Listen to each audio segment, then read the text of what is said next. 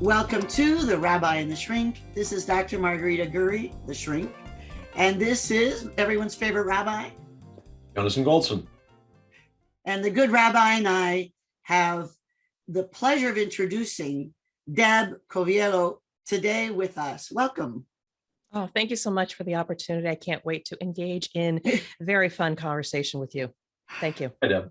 Hi. Well, we can't wait either. I think you bring so much to the table. So let me just do a little bragging. Business name is Illumination Partners. That is like the perfect name for you, because I do think you provide the energy for illumination, that spark, but you also provide the skill sets, which hopefully you'll be addressed. And then you have this brand called Drop-In CEO, which is perfect because I can just see in the neighborhood when someone's melting down, they go to someone's stoop and say, help. And here you are, the Drop-In CEO. I think that's brilliant. Did you think that up on your own, or did someone name you that? Both. Actually, it came out of the mouths of babes. I was asked, what is it that you do? And it just came out without thinking. But then over the following 6 months, I realized that is who I do. That is who I am and what I represent. And there's a whole story in there. But the Drop-In CEO brand is mine. I made it and now I own it. Well, I think it's brilliant, and it just hits at the heart. I think that the thing that I love is the depth that you offer. You help C-suite leaders take control of their careers. You help them have accountability. You're an advisor, a coach, an author, a speaker, a podcast host. Great podcast, The Drop-In CEO. Really great. I've watched listened to some of the episodes. Amazing. Then you have this really cool book that's just come out, The CEO's Compass, your guide to get back on track. The skills that you bring are better than your average bear. 20 years in the flavor and fragrance industry. I mean, I didn't even know that those two things were combined. That was, you learn something all the time. You're certified as a Lean and Six Sigma black belt. That's way impressive. And on top of it, you're a board member for the Women in Flavor and Fragrance Commerce. Mm-hmm. Then the funny fact about you is you're a curler. All right, so now before we do anything else, please tell us, curling, how'd you get there? I needed to get a life. But honestly, yeah, I mean, I was doing what I wanted to do, had a career, a spouse, and raising 3 children. And when the first one finally flew the coop, went to college, I said, I need to take back something for myself. And so we had great friends. Actually, my boss at the time that says, you should try out curling. And oh my, did I fall? Did I hurt for the first year as I tried to learn this new skill? But there is so much about curling, the craft, the sportsmanship, the friendships, the community, and ultimately achieving a silver medal in 2017 for the arena national curling level of curling. I'm very proud to brag a bit about that. Well, but where's your medal? I don't see it behind you. There's only so much room on the shelves. Oh no, I challenge you to put that curling medal. I think that's phenomenal. I will get it up. Thank you so much. And that gives you street credibility and in a very special, unusual way. I can't wait to see that medal. I will. Thank you. And there's also a certain amount of philosophy behind curling. The idea of friction. We try to eliminate friction from our lives. But one of my rabbis said, if there's no friction, nothing moves. So it's that balance between wanting things to be smooth and needing just enough friction that we can get purchase in our efforts. We could go there because it is exactly the physics and science of the rough surface of the ice, as well as the running band on the underside, that while you do deliver it to try to go straight, then there is the friction of the curl against the ice that then eventually causes the curl in the stone to arrive at the trajectory that the skip or the captain wants. So it all comes hand in hand. You actually rely on the friction a little bit to get the desired result. Wow, that's a keynote right there. Let me take some notes here because I need, like I said, I need all the ideas that I can get, but thank you for that. Well, we'll be glad. I mean, we're just delighted with you, actually.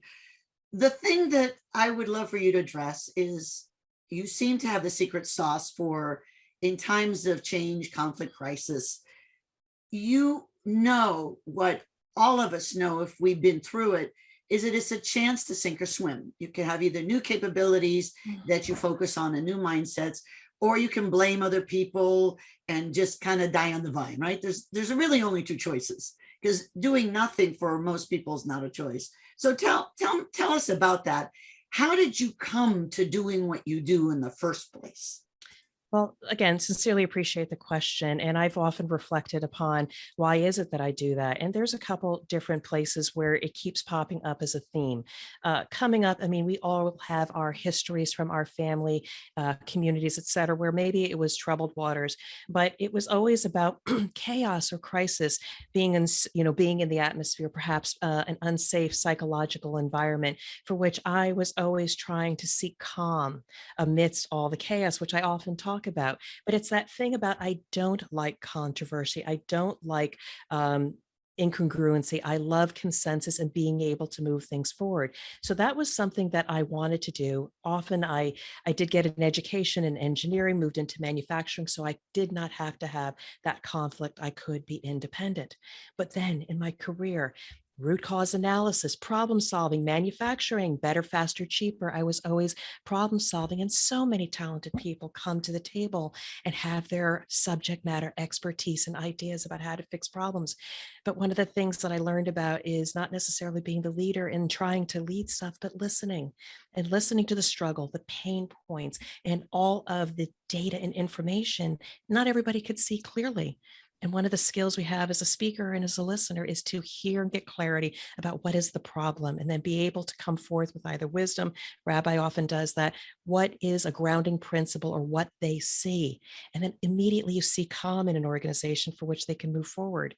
But then fast forward, as I got up in corporate as the vice president of quality or OpEx, they were bigger problems for which they are chaos. And I just somehow gravitated to be able to go in and look at the landscape, see what I have, take the best of what I have, and then where do I need to rebuild to get rid of that noise and chaos so that people don't have to struggle as much and they can do the work that they're capable of doing. It's just in my DNA, calm, consensus, bringing people together, as well as helping them so they don't have to struggle as much and do the things they want to do. That's who I am. There's the doctor and I were talking earlier that we often use words without fully contemplating their meaning and their application. And so when you talk about chaos and noise, well, I think that's an association that most of us have, sort of cacophony and distraction. But isn't there another kind of chaos that may masquerade as calm? I'm thinking you were using a sailing analogy, and you can get into the doldrums where there's no wind and your ship is dead in the water. It appears to be calm, but really you're completely lost. So does that require a sensitivity to appreciate the different types of chaos? Sometimes we won't even recognize the problems that are actually plaguing us. That begs curiosity. It begs interest in seeking to understand. Everything looks right, but is it? And so it forces us in terms of relationships or in business to ask the question. And I do agree with you. It is a different level of chaos, because when things appear good on the surface, and I'll think about now an iceberg analogy, you got to look below and seek validation or understanding. Is there something else there? Because sometimes complacency, if things look okay, then we should be looking at risk in the future. And I do that a lot with business owners. If it looks good now, are we ready for the future? Pandemic, economic crisis, baby formula shortage. Are we doing the right things now to avert the crisis when things change from calm waters? Are we ready? Well, and then we need spotters. Like, we're going to go back to sailing.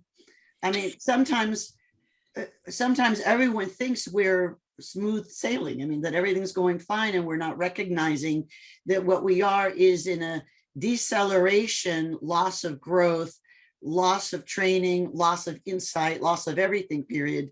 And sometimes we don't know it until we've lost that edge and something's happened, whether it's an ethical problem or loss of finance or dissatisfaction of our employees. So the favorite leaders that I like to work with, whether they are C-suite leaders in a company or individuals that want to take career, when they have the courage to ask for help or ask deep questions, what's next? What can I control? What can I do now?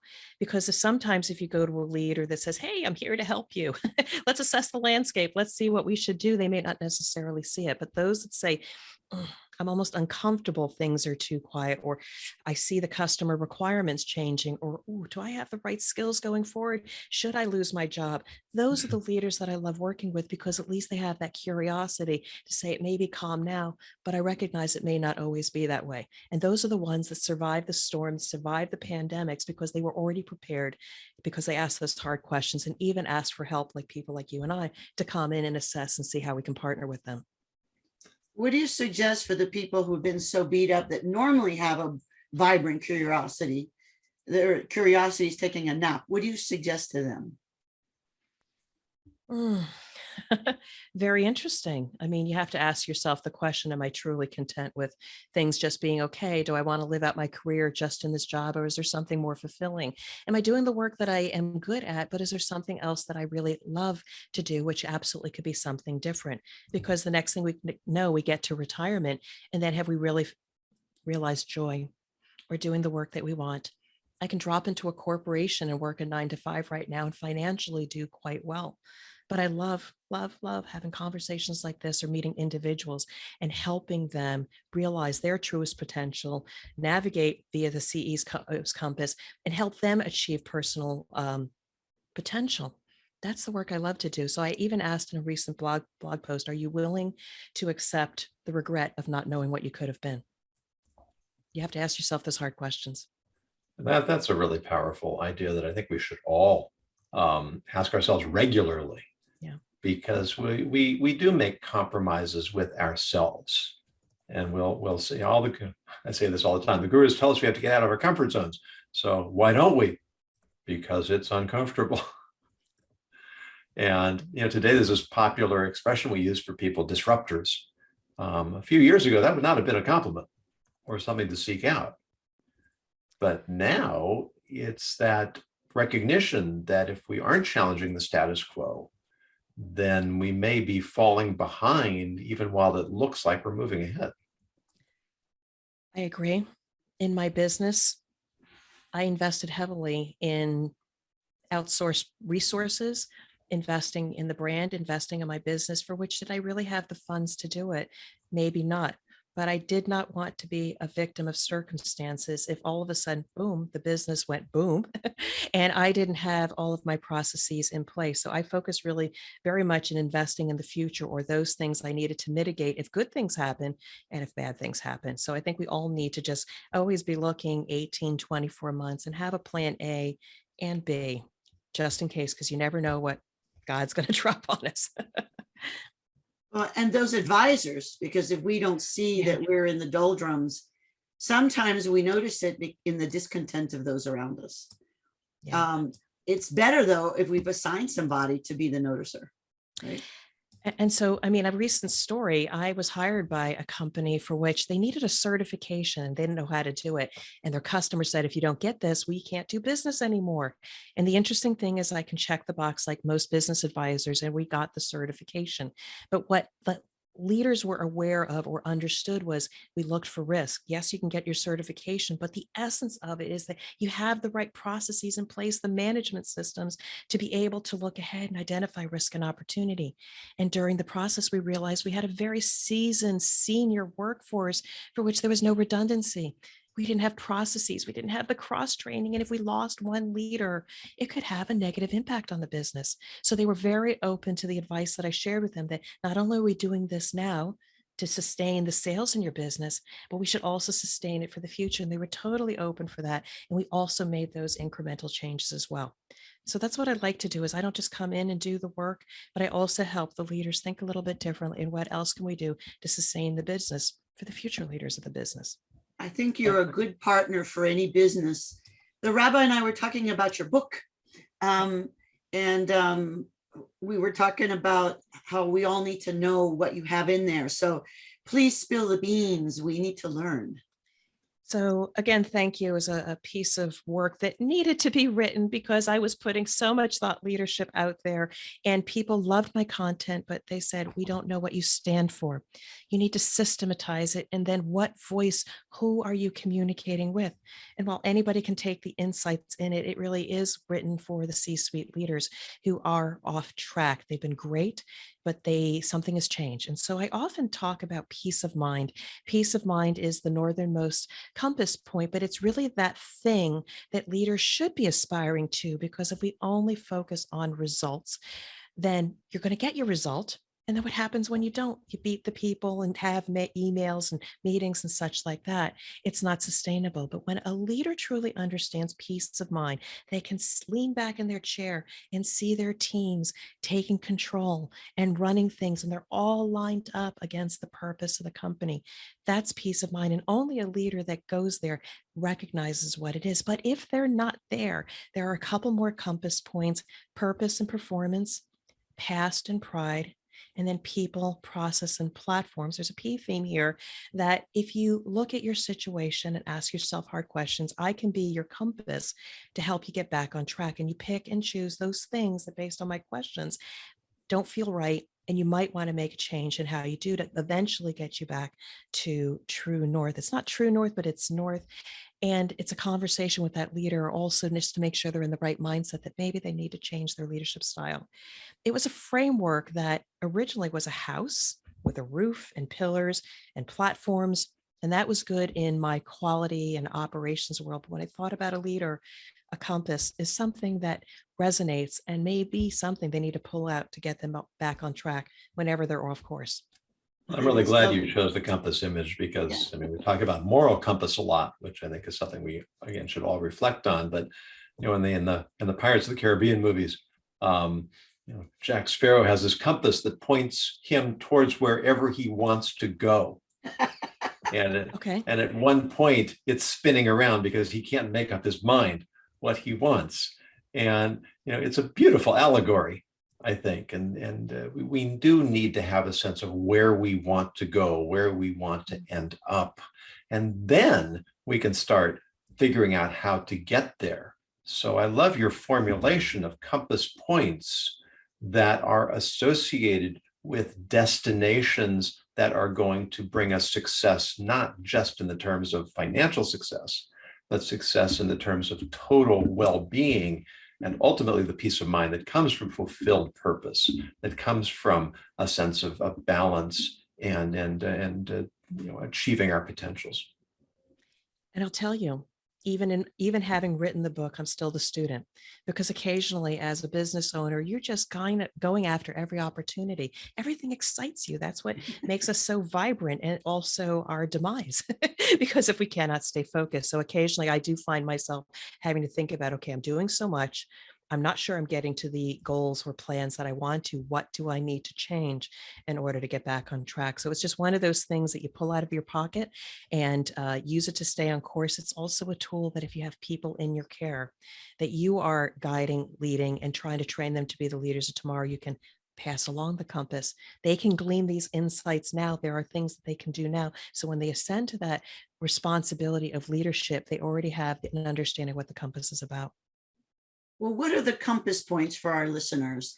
We have the north is the peace of mind. What is south? South is its process. And I actually separate it into the two hemispheres. Often the items, the compass points are on the northern part are very strategic in nature. The ones on the bottom are very tactical in nature. So the south is process, but it's heavily linked to southwest, which is people, and southeast, which is platforms or tools. So often we go into an organization and we'll throw money at it, we'll throw resource, we'll fix your process, do training, write procedures, buy some expensive equipment. And that's the way we're wired as operations leaders. But I take a completely different human-centric view. If the people don't have the capability to do the work, they don't have the skills, they don't have the confidence, you're constantly going to maybe get a result today, but it's not sustainable. So there's a heavy focus on, one, the people, developing their mindset and skills, but the process, the interaction of people amongst each other to appreciate their heritage, who they are, their skills, their weaknesses and opportunities, and coaching that dynamic so that the people have their highest potential versus having too much friction. Friction is good in ideation, but not necessarily good when you're trying to move forward. And then Southeast is the platform that once they have this engine going, you need to give leaders accountability tools to continue to hone and keep them accountable to their work. Because sometimes now that they're starting to rise and they're getting better and more confident, then they can't handle the additional workload because they don't have good decision logic and all of those tools to maintain that success. So even though I mentioned South as process, it's tied the people, the process and the interactions and the tools that they need to ascend as a leader. I heard somebody say beautiful. once, yeah, it's very cool. And I heard someone say once that the best CEO does nothing, in the sense of making sure that every person for whom he or she is responsible is positioned to do his or her best work. And you know, it aligns very much with what I'm hearing you saying, that the objective is to bring out the best in your people so that they can work together as a successful team. And thank you for realizing that, because that was where I arrived at a point in my career, the last couple of years of corporate, was that, again, I went into crises, I built organizations, got them running smoothly. But then ultimately, they had a lot of people that were reporting to me that were a lot smarter than I. And some leaders are threatened by that. But then I said, I need to unleash their potential, because then they had confidence issues. They didn't message in the right way. We know as speakers, it's not just the information, but how we message and provide people an experience or influence. I realized that was my greatest contribution, was to remove those mental barriers, physical barriers, intellectual barriers, to your point, to achieve their highest potential. That became the role as a leader, so that I would do less and less firefighting and elevate those in my care. So that's my story, because that's really the reason why I do so much that I do now. Is I struggled. I didn't have a mentor coach. Maybe I was not ready for one. One was not provided for me. So that's a little bit about the backstory, as well as that as I progressed through corporate, I never really recognized barriers. I just would kind of go around them or find a way. But think about, what if I had a partner? What if I had a leadership coach or a mentor along the way? Where would I have been now? But rather than regretting that, I do that work now for others, trying to mentor them as part of my organizations, trying to coach them for better performance, because I just don't want them to struggle. I just don't want people to Have struggle you as much. I found want them to spend. Yeah. your mentor now? What's that? Have you found that mentor now? For me, I have a couple, and Good. wise people that it's interesting. Whenever I come to them, I share what's happening. I may ask them a few questions, but they never actually answer my questions, but they provide stories, allegories, what have you. And it's like, oh, there's a nugget. Oh, there's some advice there. And I run away, scamper, and put it to practice. It's just great having somebody out there that truly cares about it. They've succeeded and they just want to give back. So I've got two right now. See, and I think that's smart, because the best mentors have mentors. Oh Yeah. yeah, and also when it comes to leadership, you know, I think about a model that developed in parenting a number of years back. You know, they started talking about helicopter parents who are hovering over the children, making sure that they're always okay. Now they've got the term snowplow parent, removing all obstacles so that the kids have a clear path. And there's the drill sergeant. There's, okay, you're going to do this and do that and that. But the ideal model is the consultant, to help children recognize their options and anticipate the consequences. And that's what the best mentor does. Not telling us this is what you need to do, but helping us have an increased and expanded perspective so that we can recognize it on our own. I love that. And that is the beauty of having the opportunity to mentor others, or have children or significant youth in your care to be able to guide. Because if you're well grounded in your values, your children shall know right from wrong. And you stand by those if they deviate, to help them recognize and suffer the consequences of deviating. And the beauty of it, and this is the peace of mind. I remember having lunch with one of my children, and he once said, Mom, you were right. It's like, that's music to your ears. Mom, you were right. Because while they may have made some mistakes, they may have lied, they may have stolen, they don't do that now. And when they see those behaviors in others, things that don't align with the values, they realize the difference and who they want to associate with and not. So I think we do a great disservice if we always save them and remove those barriers when it's really guidance and helping them to make better decisions. I see many consultants making that same mistake in their desire to be needed or to have a steady stream of income. They make the mistake, and I think they truncate the growth of others. I'm thrilled that I don't see you doing that at all. It's lovely. And they'll call you again and again because they want you. They don't always need you, but they want you because you help them. And I love that. And that's the backstory of the drop-in CEO, because when I was about 35, I know I'm dating myself a little bit, a private equity firm had a CEO drop in. They helped us through the crisis, but they elevated our capability during that process. And then they pulled them out and put different leadership that was needed at the next stage. And so that's what I do, is I don't try to extend my time. I do the work that is asked. I provide additional value, but I find by building deep relationships, helping them to grow. I may stop and they'll pull me out because they no longer need my services, but then they call me back. Deb, can you help us with this? So it's more about the relationship and the impact, not necessarily the length of service, because I'm in it for the long haul, and hopefully they are as well. And you have the confidence to help them shine, which I think is important. And you remind me that parents and teachers have a common goal in that, and having done both in life, we want to make ourselves obsolete. I don't want my students or my children feeling that they're incapable of making decisions on their own and need me to make those decisions for them. And what you make me think of is in terms of leadership. I think a leader perhaps is somebody who's trying to make himself or herself obsolete on one level in order to move that the team can move up to the next level. Does that sound like a reasonable formulation? Oh, yeah, if I can respond to that. I mean, Margarita, if you want to jump in as well, but no, I so agree with that, because my power, my pride is not through maintaining control. It's about helping others to be able, so that I don't have that wasted time and effort. I want to be able to give you the best advice for you to make your own decisions and then move on. And yes, it's nice to be needed, but if you're with somebody that's not willing to listen, to be able to change, and doesn't have good values or decision logic, then over time, the relationship gets very taxing. I have somebody I love and I care about a lot, but I keep going back. They have a hard time making decisions. And I keep going back. What are your values? And what are those things that you either need or you're passionate about? Because when faced with these, what I would call trivial decisions, if they can't make those decisions regarding their career, how can they do it in a place of leadership? So I keep trying to drive back. What are your values, your ethics, key decisions? And that's the greatest thing. So you don't need me as much. And I want you to come back and tell me all the good stuff that's happening to you. That's powerful.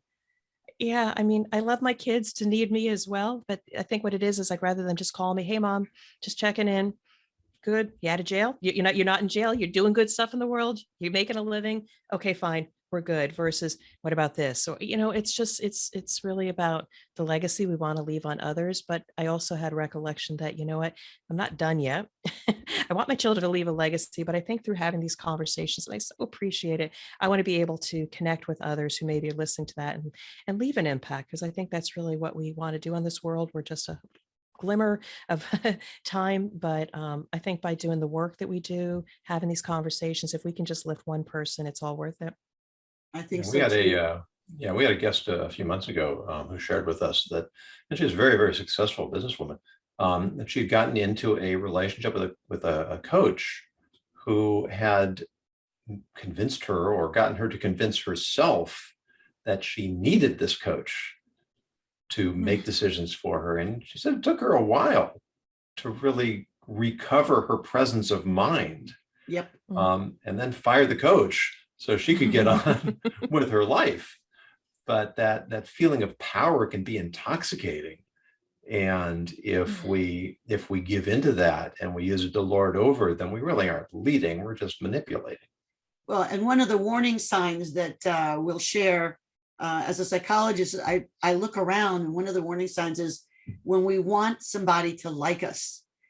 That's not necessary. So one of the biggest gifts we can give anyone as leaders is that we don't need them to like us. We need them to respect us enough to listen, but not like us. Now, it's always nice when people like us, but that needing to be liked is one of the signs of an unhealthy attitude in terms of leadership. Yeah, I've seen that. I've seen it. Corrupts. And the interesting thing on the flip side is that when you don't like the person, or the person perceives that you don't like, and then they try to do the manipulation to get you back to liking, there's something more deeper and darker in there. So it's you should be liked because of your commonality, the caring that you have for humanity. And if it's not, then it's at least respect, and let's move on. I agree. And some people just aren't healthy enough to do that. So what is your north pointing to now? What's next for you? So appreciate that question. I am relaunching the Drop-In C-Suite Academy. And so this is the passion work for which it's evolved. I ran a pilot program, had a number of people that gave me feedback on it. And I will tell you, every single one of those people that have gone through it with time and they had to make their own decisions have moved on to new opportunities or been promoted. It is the work that I love to do. I am relaunching it in August. It's a 3-month experience.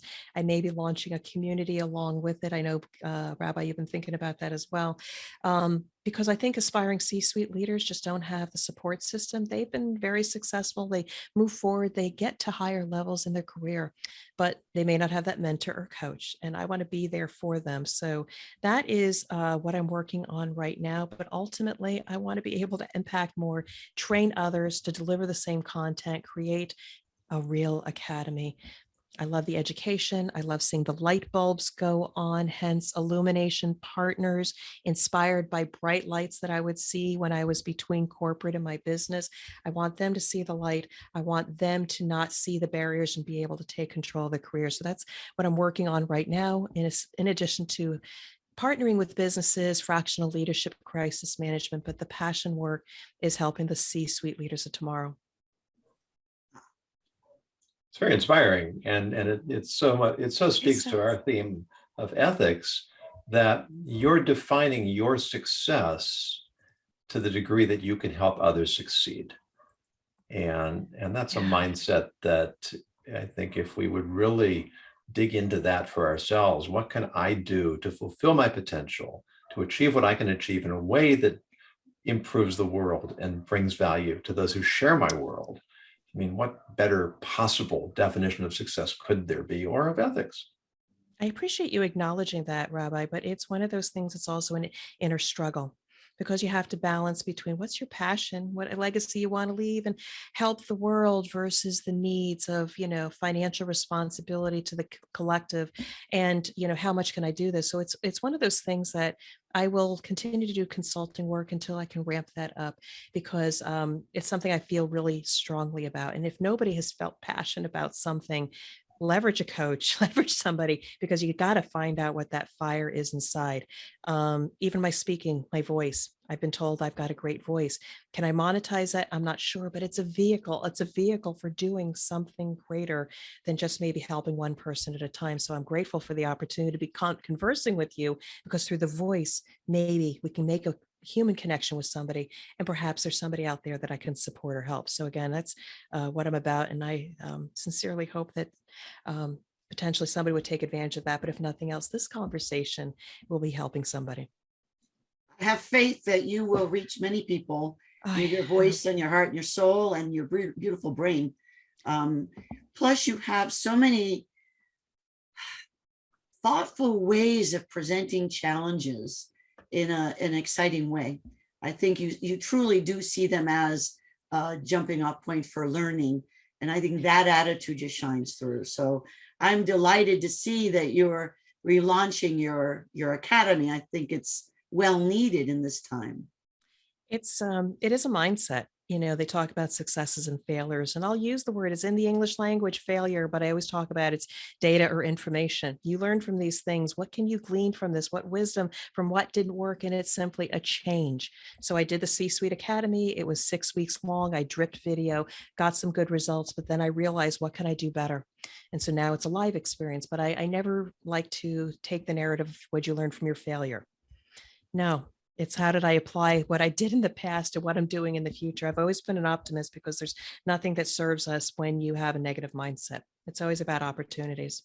I Frequently agree with turn to that. Churchill's definition of success as going from failure to failure with no loss of enthusiasm. Uh, You have so many things. I love it. yeah.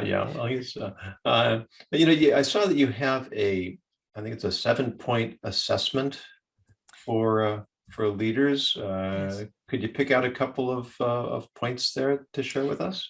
So thank you. That is really also around the CEO's compass. I do also ask some questions, some hard questions around people, process, platforms, pride, culture, things like that. And it's really just a scale that if you don't have around the people compass point, do you have a formal mentorship program? Do you have one-on-ones with your employees on a weekly basis? Do you have them once a year? Do you not have them at all? It's really a maturity assessment to understand where are you at in terms of pre-crisis, crisis, or chaos. And if you are anywhere, if you score low, a crisis, or you're simply in chaos, then that may be an opportunity for you to think about where are you at, and do you need a partner to go forward. If you can get into a point of being in control, then people stop there. But if you say, you know what, I see risk happening in the future, I don't just want to be a 3 or in control relative to all of the compass points, but I want to be always in a mode of continuous improvement and anticipating. So this 7-point assessment will ask you questions about the CEO's compass and judge you on the maturity scale and ask you some questions about what you should be doing differently, or let's have a conversation to see if I could impart some wisdom now, or perhaps we can work together. I'd be happy to share that with anybody after this broadcast. How do they get that?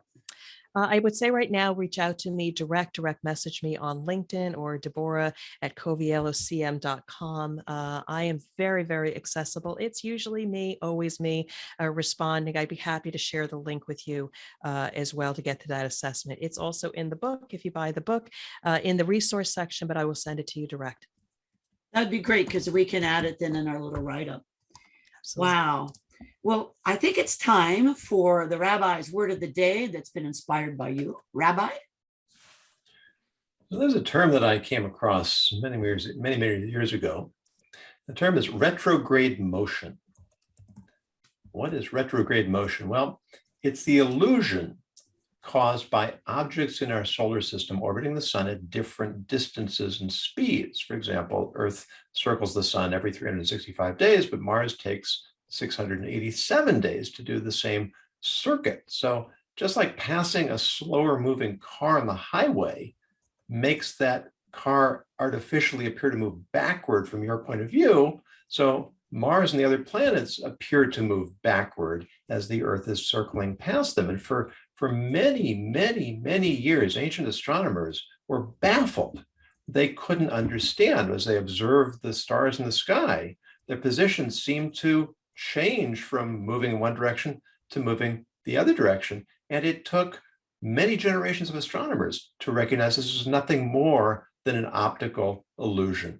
So when we compare ourselves to others, often that creates the illusion that we are not operating to the limits of our potential. And so we need to constantly reevaluate and check our internal compass. Am I, in fact, going in the right direction? How do I use the success of others to inspire me to achieve more of my own potential, rather than discourage me that I'm not doing what I ought to be doing? And Teddy Roosevelt said that comparison is the thief of joy. And it goes both ways. When we compare ourselves to people in a way that challenges us to reach higher, then comparison can be something that's extremely positive. When we allow it to depress us, then it can be profoundly destructive and self-destructive. And so this is, you said earlier, Deb, that we need to support each other. We need to mentor and be mentored. We need to sometimes lead. We need to sometimes have people to lead us. And then we can start to dispel those illusions. And as we said, go from challenge to challenge with no loss of enthusiasm. So inspiring and validating, and I appreciate it, because when you march to your own beat, it can be lonely and there are self-doubt. But if you're always playing the music for yourself and others happen to enjoy it, it's a little bit easier than saying, what are they doing over there? I try to ignore what they're doing over there, maybe glean some insight, but I just love what you imparted, and leaving me with a very positive thought to proceed with the rest of the day. So I appreciate that. Thank you. So do you have final words of wisdom or a call to action for everyone? Don't do it alone. Don't that's really smart, isn't it? Hey, I am of that latchkey generation. I can do it myself. Don't tell me what to do. There's great pride in being self-sufficient, but also there's some stupidity in there. Have a mentor, have a conversation with somebody, just reach out. Conversations, complimented conversations. Sometimes you can glean such insights from a short thing, but don't do it alone. Reach out for help. Well, thank you, Deb. You really do have a message of inspiration, and as well as one that's very practical and highly relevant to help us recognize how we can all become leaders, whether we have the title of leader or not. We all have the opportunity to lead, and it's a message I think we really can all take to heart, and encourage people to follow you and get to know more about your work. And thanks for joining us. I'm grateful for the opportunity. Margarita, Yonason, Dr. Rabbi, thank you so much. I appreciate this conversation, and thank you. It's been an honor, and we're very excited about the work you're doing and how you're doing it. And if there's something that we can do to be of service, please do let us know. We're invested in your maximizing the impact you have on others. Takes a community. Thank you. You know what? It does. It does. Doctor, what's the last word? Final words. I'm going to quote something from Deb's book. Having clarity amidst chaos cuts through the noise. And then as a psychologist, I'm going to point out that noise, if we're saying we don't want to, it's time to think. Are we doing what we really need to be doing and want to be doing? And how do we want to be doing that? And I think that if they read Deb's book about the compass, I think that the CEO's compass, your guide to get back on track, I think it'll add some nice wisdom. And that's all I have to say about that. Thank you to the both of you for being on the Rabbi and the Shrink. It's been an honor. Thank you for listening to the Rabbi and the Shrink, Everyday Ethics Unscripted.